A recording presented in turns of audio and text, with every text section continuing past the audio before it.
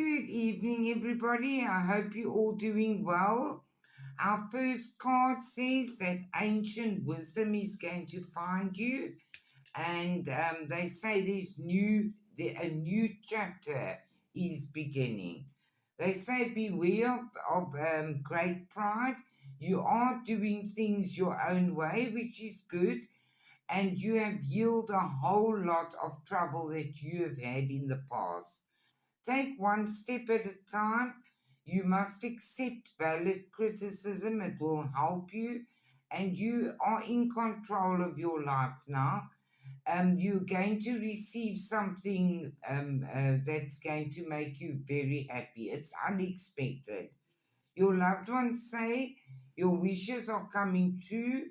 What your heart has been longing for is getting closer each day. Be careful of temptation. You are going to receive ultimate